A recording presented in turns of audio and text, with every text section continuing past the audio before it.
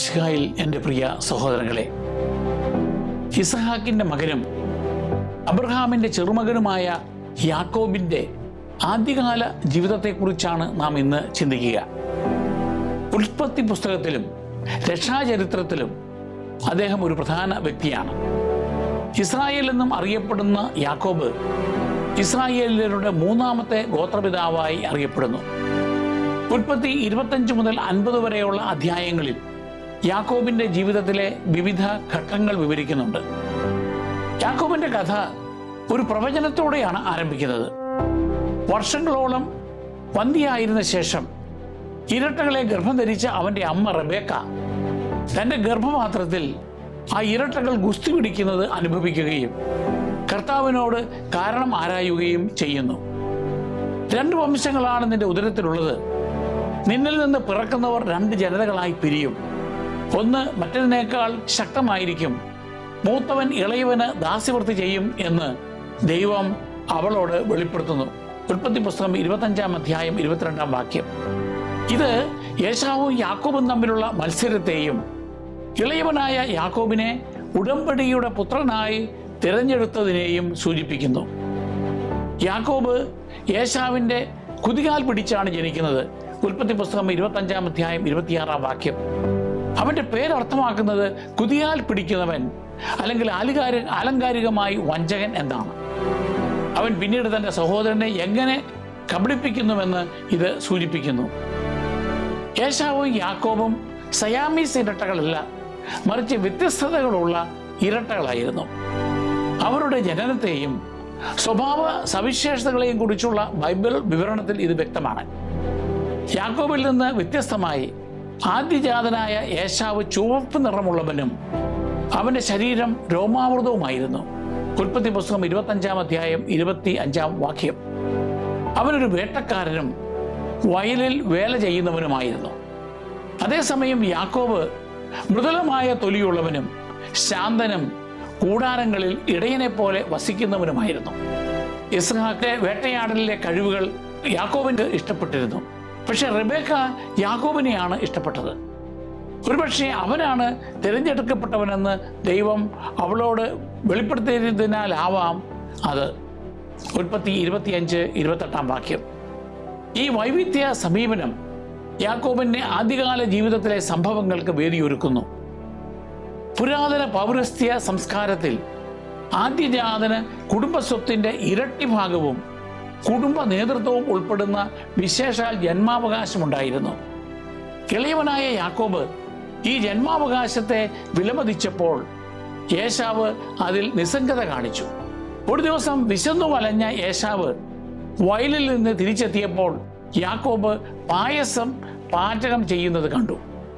ആ നിമിഷം മുതലെടുത്ത് യാക്കോബ് വിലപേശൽ തുടങ്ങി. ഏശാവിൻ്റെ ജന്മാവകാശത്തിന് പകരമായി അവൻ ഏശാവിന് അപ്പവും പയർ പായസവും നൽകാമെന്ന് വാഗ്ദാനം ചെയ്തു. ആ ഭക്ഷണത്തിന് വേണ്ടി ഏശാവ് തൻ്റെ അവകാശങ്ങൾ കൊടുക്കാമെന്ന് സമ്മതിച്ചു. ഉൽപ്പത്തി പുസ്തകം 25-ാം അധ്യായം 29 മുതൽ 34 വരെയുള്ള വാക്യങ്ങൾ. അങ്ങനെ ഉൽപ്പത്തി 25-34 പറയും പ്രകാരം ഏശാവ് തൻ്റെ ജന്മാവകാശത്തെ നിരാകരിച്ചു. യാക്കോബിൻ്റെ ഈ മനഃപൂർവ്വ നീക്കം ധാർമ്മികമായി സംശയാസ്പദമാണെങ്കിലും മൂത്തയാൾ ഇളയവനെ സേവിക്കുമെന്ന റെബേക്കായ്ക്ക് ലഭിച്ച പ്രവചനത്തെ അത് നിറവേറ്റുന്നു. ആദ്യജാതന്റെ പദവിയുടെ ആത്മീയവും കുടുംബപരവുമായ അനുഗ്രഹങ്ങൾ യാക്കോബ് എങ്ങനെ ആഗ്രഹിച്ചുവെന്നും അതേസമയം ഏശാവ് അവയെ അവഗണിച്ചുവെന്നും ഈ സംഭവം വ്യക്തമാക്കുന്നു. പിൽക്കാല യഹൂദ വ്യാഖ്യാതാക്കൾ അഭിപ്രായപ്പെടുന്നത് യാക്കോബ് ജന്മാവകാശം തേടിയത് ഭൗതിക നേട്ടങ്ങൾക്ക് വേണ്ടിയല്ല, മറിച്ച് ദൈവത്തിന് യാഗങ്ങൾ അർപ്പിച്ചുകൊണ്ട് കുടുംബ പുരോഹിതനാകാൻ ഏശാവ് യോഗ്യനല്ലെന്ന് യാക്കോബ് വിശ്വസിച്ചതിനാലാണത്. ഈ ആദ്യകാല സംഭവം യാക്കോബിൻ്റെ കൗശല സ്വഭാവത്തെയും മനുഷ്യ ബലഹീനത ഉപയോഗിച്ചുള്ള ദൈവിക പദ്ധതിയെയും വെളിപ്പെടുത്തുന്നു. അവരുടെ പിതാവായ ഇസ്ഹാക്ക് വൃദ്ധനും അന്ധനുമായപ്പോൾ അവൻ തന്റെ മൂത്ത മകനായ ഏശാവിന് പൈതൃക അനുഗ്രഹം നൽകുവാൻ ഒരുങ്ങി. ആ സംസ്കാരത്തിൽ പിതാവിൻ്റെ അനുഗ്രഹം ഭാവി അവകാശത്തിൻ്റെ ഔപചാരികവും ഫലപ്രദവുമായ ഒരു പ്രഖ്യാപനമായിരുന്നു. ഇസ്ഹാക്ക് ഏശാവിനെ അനുഗ്രഹിക്കുന്നതിന് മുന്നോടിയായി കാട്ടുമൃഗത്തെ വേട്ടയാടാനും ഭക്ഷണം തയ്യാറാക്കാനും അയച്ചു. ഉൽപ്പത്തി 27:1-4 വരെയുള്ള വാക്യങ്ങൾ. ഒരു ഉടമ്പടിക്കോ അനുഗ്രഹത്തിനോ മുമ്പ് അത്താഴം പങ്കുവെക്കുന്നത് ഒരു പതിവായിരുന്നു. ലാബാനും യാക്കോബും ഒരു സമാധാന ഉടമ്പടി ഉണ്ടാക്കിയ സന്ദർഭം ഉൽപ്പത്തി 31:54. പെസഹ ഭക്ഷണം, പുതിയ ഉടമ്പടി സ്ഥാപിക്കുന്നതിന് മുമ്പ് ഈശോയുടെ അന്ത്യ അത്താഴം എന്നിവ ഇതിന് ഉദാഹരണങ്ങളാണ്. അതേസമയം റെബേക്ക ദൈവത്തിൻ്റെ പ്രവചനം ഓർമ്മിച്ചുകൊണ്ട് ഇസ്ഹാക്കിൻ്റെ അനുഗ്രഹം യാക്കോബിന് ഉറപ്പാക്കാൻ ഒരു പദ്ധതി തയ്യാറാക്കി. അവൾ യാക്കോബിനെ ഏശാവിൻ്റെ വസ്ത്രങ്ങൾ ധരിപ്പിക്കുകയും ഏശാവിൻ്റെ രോമങ്ങൾ അനുകരിക്കുവാൻ അവൻ്റെ കൈകളും കഴുത്തും ആട്ടിൻ തോൽ കൊണ്ട് മൂടുകയും ചെയ്തു. റെബേക്ക തയ്യാറാക്കിയ ആട്ടിറച്ചി കൊണ്ടുള്ള ഭക്ഷണം കാട്ടുമൃഗത്തിൻ്റെതാണെന്ന വ്യാജേന യാക്കോബ് ഇസ്ഹാക്കിന് കൊണ്ടുവന്നു. യാക്കോബിൻ്റെ ശബ്ദം കേട്ട് ആശയക്കുഴപ്പത്തിലായ ഇസ്ഹാക്ക് അക്കാര്യം ഉന്നയിച്ചപ്പോൾ യാക്കോബിൻ്റെ തൻ്റെ പിതാവിനോട് കള്ളം പറഞ്ഞു. അങ്ങയുടെ കടിഞ്ഞൂർ പുത്രൻ ഏസാവാണ് ഞാൻ. അങ്ങ് ആവശ്യപ്പെട്ടതുപോലെ ഞാൻ ചെയ്തിരിക്കുന്നു. എഴുന്നേറ്റ് എൻ്റെ നായാട്ടിറച്ചി ഭക്ഷിച്ച് എന്നെ അനുഗ്രഹിച്ചാലും. ഉൽപ്പത്തി 27:19. ഏശാവിൻ്റെ വസ്ത്രത്തിൻ്റെ ഗന്ധവും യാക്കോബിൻ്റെ കൈകളിലെ കൃത്രിമ രോമവും സ്പർശിച്ച് ബോധ്യപ്പെട്ട ഇസ്ഹാക്ക് യാക്കോബിന് ആദ്യജാതനുള്ള വിശേഷാൽ അനുഗ്രഹം നൽകി പ്രഖ്യാപിച്ചു. ആകാശത്തിൻ്റെ മഞ്ഞും ഭൂമിയുടെ ഫലപുഷ്ടിയും ദൈവം നിനക്ക് നൽകട്ടെ. ധാന്യവും വീഞ്ഞും സമൃദ്ധമാവട്ടെ. ജനതകൾ നിനക്ക് സേവ ചെയ്യട്ടെ. രാജ്യങ്ങൾ നിന്റെ മുമ്പിൽ തലകുനിക്കട്ടെ. നിന്റെ സഹോദരർക്ക് നീ നാഥനായിരിക്കുക. നിന്റെ അമ്മയുടെ പുത്രന്മാർ നിന്റെ മുൻപിൽ തലകുനിക്കട്ടെ. നിന്നെ ശപിക്കുന്നവൻ ശബ്ദനും അനുഗ്രഹിക്കുന്നവൻ അനുഗ്രഹീതനുമാകട്ടെ. ഉൽപ്പത്തി 27:28-29 വാക്യങ്ങൾ. അങ്ങനെ യാക്കോബിന് തൻ്റെ സഹോദരന്മാരുടെ മേൽ ആധിപത്യവും അബ്രാഹവുമായിട്ടുള്ള ദൈവിക ഉടമ്പടിയുടെ പിൻതലമുറക്കാരനുമായി.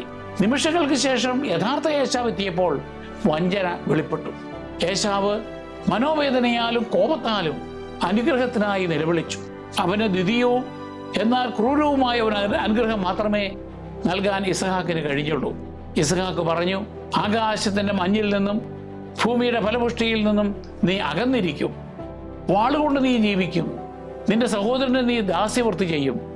എന്നാൽ സ്വതന്ത്രനാകുമ്പോൾ ആ നുകം നീ തകർത്ത് കളയും. ഉൽപ്പത്തി 27:39-40 വാക്യങ്ങൾ.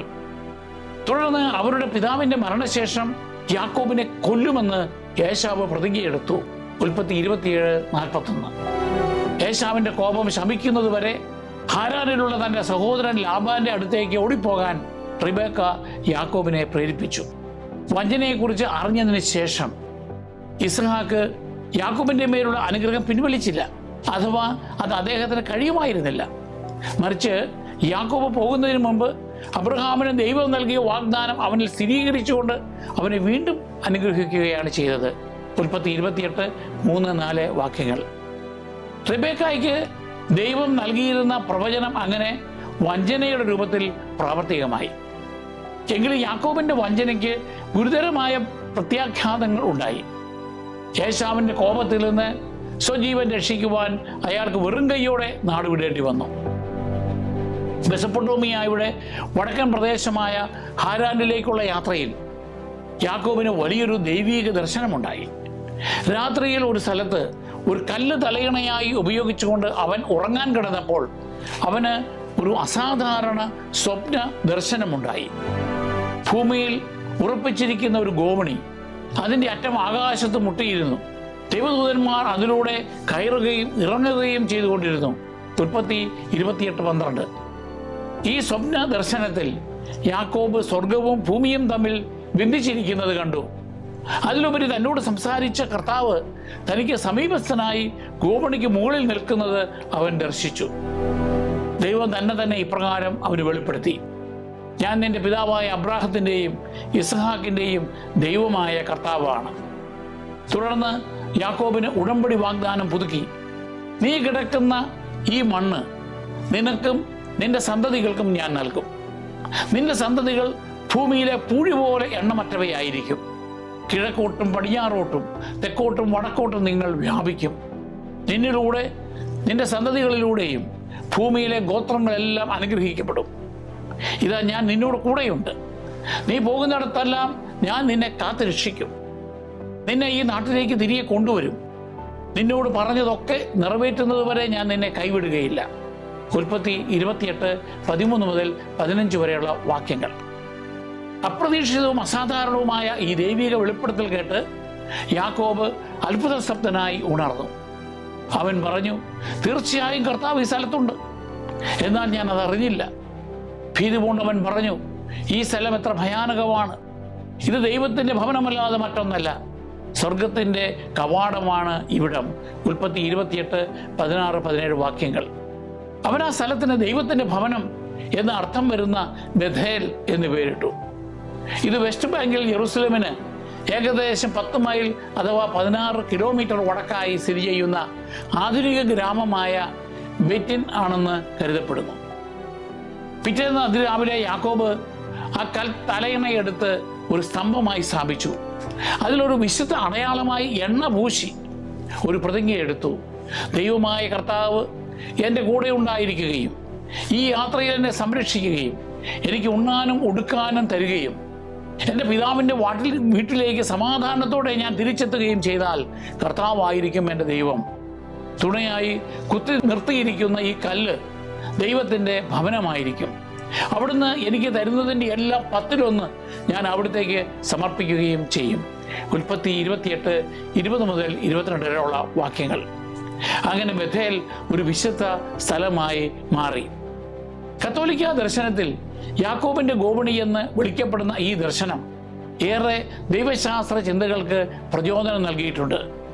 ആകാശത്തെയും ഭൂമിയെയും ഒന്നിപ്പിക്കുന്ന ഈ ഗോവണി ദൈവത്തിൻ്റെ കരുതലിൻ്റെയും ദൈവവും മനുഷ്യനും തമ്മിലുള്ള ബന്ധത്തിൻ്റെയും പ്രതീകമാണ്. ക്രിസ്തീയ പാരമ്പര്യം ചിലപ്പോൾ ഇതിനെ ക്രിസ്തുവിൻ്റെ പ്രതിരൂപമായി വ്യാഖ്യാനിക്കുന്നു. അദ്ദേഹത്തിൻ്റെ മധ്യസ്ഥതയാൽ സ്വർഗം ഭൂമിയിലേക്ക് തുറക്കപ്പെടുന്നു. ഇത് അനുസ്മരിപ്പിച്ചുകൊണ്ട് ഈശോ നഥാനിയേലിനോട് പറഞ്ഞു, സത്യസത്യമായി ഞാൻ നിങ്ങളോട് പറയുന്നു, സ്വർഗം തുറക്കപ്പെടുന്നതും ദൈവദൂതന്മാർ കയറിപ്പോകുന്നതും മനുഷ്യപുത്രന്റെ മേൽ ഇറങ്ങി വരുന്നതും നിങ്ങൾ കാണും. യോഹന്നാൻ 1:51. ഹാരാനിലെത്തിയപ്പോൾ യാക്കോബ് തൻ്റെ അമ്മാവനായ ലാബാനെ കണ്ടുമുട്ടി. ലാബാന്റെ ഇളയ മകളായ റാഹേൽ രൂപവതിയും സുന്ദരിയുമായിരുന്നു. യാക്കോബ് റാഹേലിൽ അനുരക്തനായി. ഉൽപ്പത്തി 29:17-18 വാക്യങ്ങൾ. റാഹേലിനെ വിവാഹം കഴിക്കുന്നതിന് സ്ത്രീധനമായി 7 വർഷം തനിക്ക് വേണ്ടി ജോലി ചെയ്യുവാൻ ലാബാൻ ആവശ്യപ്പെട്ടു. യാക്കോബ് അതിന് സന്തോഷത്തോടെ സമ്മതിച്ച് 7 വർഷം ജോലി ചെയ്തു. എങ്കിലും വിവാഹരാത്രിയിൽ മൂടുപടം ധരിച്ച വധുവിനെയും ഇരുട്ടിനെയും മുതലെടുത്ത് ലാബാൻ തൻ്റെ മൂത്ത മകൾ ലേയായെ വധുവായി നൽകി യാക്കോബിനെ വഞ്ചിച്ചു. അടുത്ത ദിവസം രാവിലെയാണ് യാക്കോബ് ഈ തന്ത്രം കണ്ടെത്തിയത്. ഉൽപ്പത്തി 29:25 വാക്യം. വഞ്ചകനായ യാക്കോബ് പെട്ടെന്ന് വഞ്ചിക്കപ്പെട്ടതായി കണ്ടെത്തി. തൻ്റെ മുൻകാല പ്രവൃത്തികൾക്ക് കിട്ടിയ ഒരു തിരിച്ചടിയായിരുന്നു അത്. ആ വഞ്ചനയെ യാക്കോബ് ചോദ്യം ചെയ്തപ്പോൾ മൂത്ത മകളുടെ വിവാഹം നടത്തിയ ശേഷമേ ഇളയവളെ വിവാഹം ചെയ്യിക്കാവൂ എന്ന പ്രാദേശിക ആചാരം ചൂണ്ടിക്കാട്ടി ലാബാൻ തൻ്റെ തന്ത്രത്തെ ന്യായീകരിച്ചു. തുടർന്ന് 7 വർഷം കൂടി സേവിക്കാമെന്ന വ്യവസ്ഥയിൽ യാക്കോബ് ഒരാഴ്ച കഴിഞ്ഞ് റാഹേലിനെ വിവാഹം കഴിച്ചു. അങ്ങനെ ആകെ 14 വർഷം യാക്കോബ് ലാബാനു വേണ്ടി ജോലി ചെയ്തു. ഉൽപ്പത്തി 29:26 മുതൽ 30 വരെയുള്ള വാക്യങ്ങൾ. യാക്കോബിന്റെ ഭാര്യമാരായ ലേയായും റാഹേലും എപ്പോഴും യാക്കോബിന്റെ പ്രണയത്തിനായി മത്സരിച്ചിരുന്നു. ലേയ യാക്കോബിന്റെ പ്രിയപ്പെട്ട ഭാര്യ അല്ലെങ്കിലും ദൈവത്തിന് അവളുടെ ദുഃഖത്തിൽ അനുകമ്പ തോന്നി. അവളുടെ ഗർഭപാത്രം തുറന്നു. ഇസ്രായേൽ ഗോത്രങ്ങളുടെ അടിത്തൂണുകളായി മാറുന്ന നിരവധി പുത്രന്മാരെ യാക്കോബ് വഴി ദൈവം അവൾക്ക് നൽകി. യാക്കോബിന് ഏറെ പ്രിയപ്പെട്ട റാഹേൽ കുറച്ചു കാലം വന്ധ്യയായി തുടർന്നു. മനുഷ്യസ്നേഹം ദൈവിക പ്രീതിയെ നിർണയിക്കുന്നില്ലെന്ന് ഇത് കാണിക്കുന്നു. ലോകം വില കുറച്ച് കാണുന്നവരിൽ ദൈവത്തിൻ്റെ അനുഗ്രഹങ്ങൾ പലപ്പോഴും നിലനിൽക്കുന്നുവെന്നും വിശ്വാസത്തിലും വിനയത്തിലും സഹിച്ചു നിൽക്കുന്നവർക്ക് ദൈവം കൃപ നൽകുമെന്നും ഇത് നമ്മെ പഠിപ്പിക്കുന്നു. താൻ വന്ധ്യയാണെന്ന് കരുതിയ റാഹേൽ തൻ്റെ ദാസി ബിൽഹായെയും ലിയ പിന്നീട് അവളുടെ ദാസി സിൽഫായെയും തങ്ങൾക്ക് വേണ്ടി സന്താന ഉൽപാദനത്തിന് യാക്കോബിന് നൽകി. ആ 4 പേരിൽ നിന്നുമായി യാക്കോബിന് 12 പുത്രന്മാരും ഒരു പുത്രിയും ഉണ്ടായി. ഈ പുത്രന്മാർ ഇസ്രായേലിലെ 12 ഗോത്രങ്ങളുടെ പൂർവ്വ പിതാക്കളായി മാറി. ഈ വർഷങ്ങളിൽ യാക്കോബും ഭൗതികമായി അഭിവൃദ്ധി പ്രാപിച്ചു. 14 വർഷത്തിന് ശേഷം അവൻ കാനാനിലേക്ക് മടങ്ങുവാൻ ആഗ്രഹിച്ചു. യാക്കോബ് മൂലം ലാബാന് സമ്പത്ത് വർദ്ധിച്ചിരുന്നതിനാൽ ലാബാൻ അവനെ കൂടുതൽ കാലം തന്നോടൊത്ത് താമസിപ്പിക്കുവാൻ പ്രേരിപ്പിച്ചു. യാക്കോബ് അപ്പോൾ ലാബാനുമായി ഒരു ധാരണയുണ്ടാക്കി. അങ്ങയുടെ ആട്ടിൻകൂട്ടത്തിൽ നിന്ന് പൊട്ടോ പുള്ളിയോ ഉള്ള ആടുകളെയും കറുത്ത ചെമ്മരിയാടുകളെയും പൊട്ടോ പുള്ളിയോ ഉള്ള കോലാടുകളെയും ഞാൻ വേർതിരിക്കാം. അവ എൻ്റെ പ്രതിഫലമായിരിക്കട്ടെ. ഉൽപ്പത്തി 30:32 വാക്യം. നിബന്ധനകളിൽ മാറ്റം വരുത്തി ലാബാൻ യാക്കോബിനെ വഞ്ചിക്കുവാൻ ആവർത്തിച്ച് ശ്രമിച്ചെങ്കിലും ദൈവം യാക്കോബിനെ അനുഗ്രഹിച്ചു. ആട്ടിൻകൂട്ടങ്ങൾ യാക്കോബിൻ്റെ പ്രീതിയിൽ സമൃദ്ധമായി സന്താനങ്ങളെ ഉൽപ്പാദിപ്പിച്ചുകൊണ്ടിരുന്നു. 6 വർഷത്തിനുള്ളിൽ യാക്കോബിൻ്റെ കന്നുകാലികളും വേലക്കാരും വർദ്ധിച്ചു. ഇത് ലാബാന്റെ പുത്രന്മാരിൽ അസൂയ ജനിപ്പിച്ചു. യാക്കോബ് കാനാനിലെ കുടുംബം വിട്ടപ്പോൾ അവൻ്റെ കയ്യിൽ ഒരു വടി മാത്രമേ ഉണ്ടായിരുന്നുള്ളൂ. ഉൽപ്പത്തി 32:10. അവന് പിതൃസ്വത്തൊന്നും ലഭിച്ചില്ല. പിതാവായ ഇസ്ഹാക്കിൽ നിന്നും ഭൗതിക അവകാശവാദം ഉന്നയിച്ചതുമില്ല. പൈതൃകമായി അവൻ ആഗ്രഹിച്ചത് പൈതൃകമായ ഉടമ്പടിയുടെ അവകാശിയാക്കണമെന്നത് മാത്രമാണ്.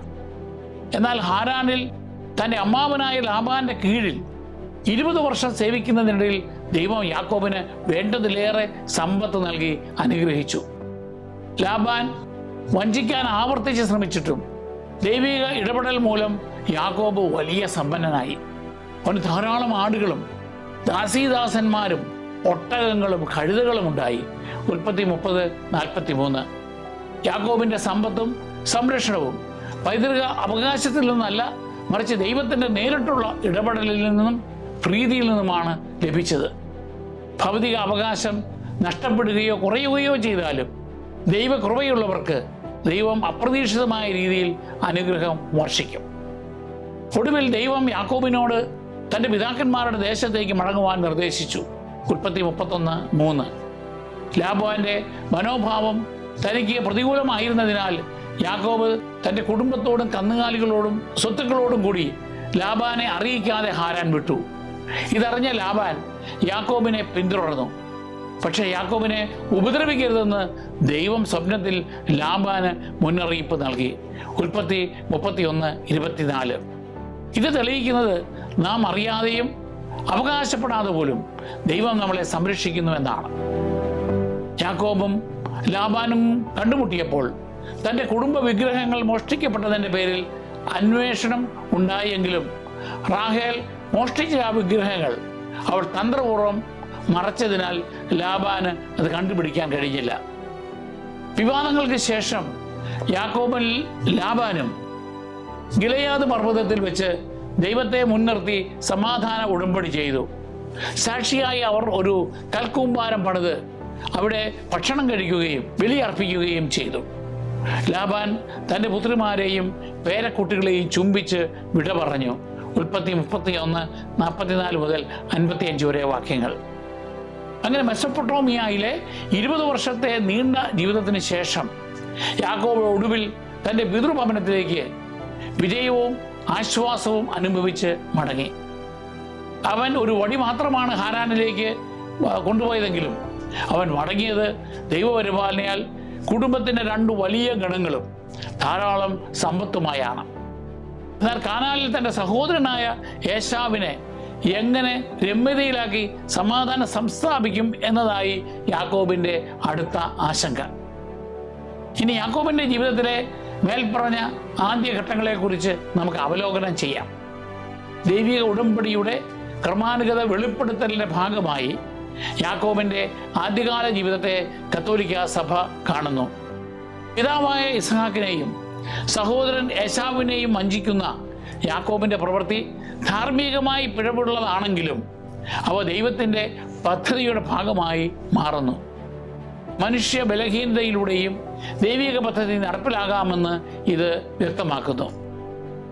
ജന്മാവകാശത്തിനായുള്ള യാക്കോബിൻ്റെ ശ്രമം ഭൗതിക നേട്ടങ്ങളെക്കാൾ അബ്രാഹവുമായുള്ള ഉടമ്പടിയുടെ ഭാഗമായി ആത്മീയ കാര്യങ്ങൾക്ക് വില കൽപ്പിക്കുന്നതായിരുന്നു. നിങ്ങൾ ആദ്യം അവിടുത്തെ രാജ്യവും അവിടുത്തെ നീതിയും അന്വേഷിക്കുക, അതോടൊപ്പം മറ്റുള്ളവയെല്ലാം നിങ്ങൾക്ക് ലഭിക്കും എന്ന യേശുവിൻ്റെ പഠിപ്പിക്കലിനെ മുൻനിഴലാക്കുന്നു. മത്തായി 6:33. ദൈവം പാപത്തെ അംഗീകരിക്കുന്നില്ല, പക്ഷെ അതിൽ നിന്ന് നന്മ കൊണ്ടുവരുമെന്ന് വിശുദ്ധ അഗസ്റ്റിൻ പഠിപ്പിക്കുന്നു. ലാബാനിലൂടെ യാക്കോബിന് ലഭിച്ച പ്രതിസന്ധികൾ അവൻ്റെ മുൻകാല വഞ്ചനയെ പ്രതിഫലിപ്പിച്ചുകൊണ്ട് ദൈവിക നീതിയും കരുണയും ചിത്രീകരിക്കുന്നു. കത്തോലിക്ക പാരമ്പര്യം യാക്കോബിൻ്റെ ഗോവണിയെ സ്വർഗത്തെയും ഭൂമിയെയും ബന്ധിപ്പിക്കുന്ന മധ്യസ്ഥനായ ക്രിസ്തുവിൻ്റെ ഒരു മാതൃകയായി വ്യാഖ്യാനിക്കുന്നു. യോഹന്നാൻ 1:51. യഹൂദ മതത്തിൽ യാക്കോബിനെ ഒരു അടിസ്ഥാന ഗോത്രപിതാവും ആത്മീയ മാതൃകയുമായി ആദരിക്കുന്നു. യാക്കോബ് ജന്മാവകാശം നേടിയതിനെ പല റബ്ബിനിക് സ്രോതസ്സുകളും ആത്മീയമായി നയിക്കപ്പെടുന്നതായി ന്യായീകരിക്കുന്നു. യാക്കോബ് ഇസ്ഹാക്കിനെ വഞ്ചിച്ച് നേടിയ അനുഗ്രഹത്തെ റെബേക്കായ്ക്ക് വെളിപ്പെടുത്തിയ ദൈവത്തിൻ്റെ ഇഷ്ടം നിറവേറപ്പെടുന്നതിനെ ആയിരുന്നുവെന്ന് റബ്ബിനിക് മിദ്രാഷ് ന്യായീകരിക്കുന്നു. കൂടാതെ ഭൗതികാസക്തനും അനാദരവുള്ളവരുമായ ഏശാവ് ജന്മാവകാശം വഴി ലഭിക്കുന്ന പൗരോഹിത്യത്തിന് യോഗ്യനല്ലായിരുന്നു. മിദ്രാഷിക് പാരമ്പര്യം അനുസരിച്ച് കൂടാരങ്ങളിൽ വസിച്ചിരുന്ന യാക്കോബിനെ ഷേമിൻ്റെയും ഏബറിൻ്റെയും കൂടാരങ്ങളിൽ പഠിക്കുന്നവനായി കണക്കാക്കുന്നു. മിദ്രാഷ് പ്രകാരം ഷേമും അദ്ദേഹത്തിൻ്റെ കൊച്ചുമകനായ ഏബറും ബെയ്ത്ത് മിദ്രാഷ് എന്ന പേരിൽ ഒരു പഠനാലയം സ്ഥാപിച്ചു. മാതാപിതാക്കളുടെ ഭവനം വിട്ട് ഹാരാനിലെ ലാബാനിലേക്ക് പോയതിനു ശേഷം ജേക്കബ് 14 വർഷം അവിടെ പഠിച്ചു. അവിടെ വെച്ച് നീതി, പ്രവചനം, ദൈവിക ഉടമ്പടിയുടെ വഴികൾ എന്നിവയുടെ പഠിപ്പിക്കലുകൾ അവൻ സ്വാംശീകരിച്ചു. ലാബാന്റെ ആവർത്തിച്ചുള്ള വഞ്ചനയ്ക്ക് വിധേയമായ യാക്കോബിൻ്റെ സഹിഷ്ണുത അദ്ദേഹത്തിൻ്റെ ആത്മീയ നവീകരണ ഘട്ടമായി കണക്കാക്കപ്പെടുന്നു. ലാബാനുമായുള്ള അദ്ദേഹത്തിൻ്റെ പ്രവർത്തനം അദ്ദേഹത്തെ ശുദ്ധീകരിച്ചുവെന്നും അനീതിയെ നേരിട്ട അദ്ദേഹത്തിൻ്റെ സ്ഥിരോത്സാഹം അദ്ദേഹത്തെ വിശ്വസ്തനായ ഒരു ഗോത്രപിതാവാക്കി എന്നും താൽമുദ് പറയുന്നു. ഇസ്ലാമിൽ യാക്കോബിനെ അല്ലെങ്കിൽ യാക്കൂബ് അചഞ്ചല വിശ്വാസത്തിൻ്റെയും അബ്രഹാം മുതൽ യോസഫ് വരെയുള്ള കുലീന പരമ്പരയുടെ ഭാഗമായി ബഹുമാനിക്കുന്നു. ഇനി യാക്കോബിൻ്റെ ആദ്യകാല ജീവിതത്തിൽ നിന്നുള്ള ആത്മീയവും ധാർമ്മികവുമായ പാഠങ്ങൾ നോക്കാം. 1. മനുഷ്യ പരാജയങ്ങളെ അതിജീവിക്കുന്നതാണ് ദൈവത്തിൻ്റെ കരുതൽ. യാക്കോബിൻ്റെ ആദ്യകാല ജീവിതം കാണിക്കുന്നത് ദൈവത്തിന് തൻ്റെ പദ്ധതി പൂർണ്ണമായി നിറവേറ്റുവാൻ അപൂർണനായ ആളുകളെ ഉപയോഗിക്കുവാൻ കഴിയുമെന്നാണ്. നമ്മുടെ ഭൂതകാലം ദൈവിക പദ്ധതിയുടെ ഭാഗമാകുന്നതിൽ നിന്ന് നമ്മെ അയോഗ്യരാക്കുന്നില്ല. ദൈവത്തിൻ്റെ തിരഞ്ഞെടുപ്പ് നമ്മുടെ യോഗ്യതയേക്കാൾ ദൈവകൃപയെ അടിസ്ഥാനമാക്കിയുള്ളതാണ്. 2. ആത്മീയ പൈതൃകത്തെ വിലമതിക്കൽ. ഏശാവിൽ നിന്ന് വ്യത്യസ്തമായി യാക്കോബ് ജന്മാവകാശം വഴി ലഭിക്കുന്ന ഉടമ്പടിയുടെ ഭാഗമാകുവാൻ ആഗ്രഹിച്ചു. അതിൻ്റെ പേരിൽ ആദ്യം സമ്പത്ത് നഷ്ടപ്പെട്ടെങ്കിലും ആത്മീയതയ്ക്ക് അദ്ദേഹം പ്രാധാന്യം നൽകിയപ്പോൾ സർവ്വവിധ ദൈവാനുഗ്രഹവും അദ്ദേഹത്തിന് ലഭ്യമായി. മാമോദീസായിലൂടെ നമുക്ക് ലഭിച്ച ആത്മീയ ജന്മാവകാശത്തെയും അതുവഴി ലഭിക്കുന്ന ദൈവകൃപയെയും നാം വിലമതിക്കുകയും പരിപാലിക്കുകയും വേണം. 3. പാപികളെങ്കിലും എളിമപ്പെടുമ്പോൾ ദൈവം നമ്മെ സഹായിക്കുന്നു. ലാബാൻ യാക്കോബിനെ കബളിപ്പിച്ച് അദ്ദേഹം പൈതൃകാനുഗ്രഹം നേടിയെടുക്കുവാൻ ഇസ്ഹാക്കിനെതിരെ പ്രയോഗിച്ച തന്ത്രങ്ങളെ പ്രതിഫലിപ്പിച്ചു. പാപത്തിന് അനന്തര ഫലങ്ങളുണ്ടെന്ന് ഇത് നമ്മെ പഠിപ്പിക്കുന്നു. എങ്കിലും ദൈവം യാക്കോബിന് സമൃദ്ധി നൽകുകയും ഗോത്രപിതാവായി രൂപപ്പെടുത്തുകയും ചെയ്യുന്നു. പിതാവ് മക്കളോടെന്ന പോലെ നമ്മോട് ക്ഷമിക്കുകയും നമ്മെ പരിപാലിക്കുകയും ചെയ്യുന്നു. 4. നമ്മെ തേടി വരുന്ന ദൈവത്തെ നാം തിരിച്ചറിയണം. ബഥേലിലെ യാക്കോബിൻ്റെ സ്വപ്നം ഒരു വഴിത്തിരിവായിരുന്നു. അവിടെ അവൻ ദൈവ സാന്നിധ്യം തിരിച്ചറിഞ്ഞ് അവിടുത്തെ ആരാധിച്ചു. യാക്കോബിനെ പോലെ ദേവാലയത്തിലും വിശുദ്ധ സ്ഥലങ്ങളിലും നാം ദൈവത്തെ ദർശിച്ച് ആരാധിക്കണം. 5. ജോലിയിലും കുടുംബത്തിലും വിശ്വസ്തനായ കാര്യസ്ഥനായി യാക്കോബ് മാറുന്നു. യാക്കോബ് ലാബാനെ ഉത്സാഹത്തോടെ സേവിച്ചു, ക്ഷമയോടെ റാഹേലിനെ സ്നേഹിച്ചു, അനീതി എലിമിനെ പോലെ സഹിച്ചു. ദാമ്പത്യത്തിലെ അസ്വസ്ഥതയും വഞ്ചനയും ഉണ്ടായിരുന്നിട്ടും അവൻ ദൈവത്തിൻ്റെ വാഗ്ദാനങ്ങളിൽ വിശ്വസിച്ചു. തൻ്റെ കുടുംബത്തിൻ്റെ ഉത്തരവാദിത്വം ഏറ്റെടുത്തു.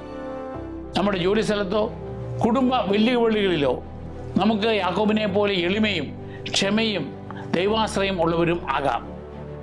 യാക്കോബിൻ്റെ ജീവിതത്തിലെ അടുത്ത ഘട്ടം മറ്റൊരു എപ്പിസോഡിൽ നമ്മൾ തുടരുന്നതാണ്. നമുക്ക് പ്രാർത്ഥിക്കാം. സ്വർഗസ്ഥനായ പിതാവേ, അബ്രാഹത്തിൻ്റെയും ഇസ്ഹാക്കിൻ്റെയും യാക്കോബിൻ്റെയും ദൈവമേ, യാക്കോബിൻ്റെ ജീവിത സാക്ഷ്യത്തിന് ഞങ്ങൾ നന്ദി പറയുന്നു. യാക്കോബിനെ പോലെ എല്ലാറ്റിനും ഉപരി അങ്ങയുടെ അനുഗ്രഹം ആഗ്രഹിക്കുവാനും ഞങ്ങളുടെ പാത അനിശ്ചിതമായിരിക്കുമ്പോൾ പോലും അങ്ങയുടെ കരുതലിൽ ആശ്രയിക്കുവാനും ഞങ്ങളുടെ ആത്മാക്കളെ രൂപപ്പെടുത്തുന്ന പരീക്ഷണങ്ങളിലൂടെ സ്ഥിരോത്സാഹത്തോടെ മുന്നേറാനും ഞങ്ങളെ പഠിപ്പിക്കണമേ.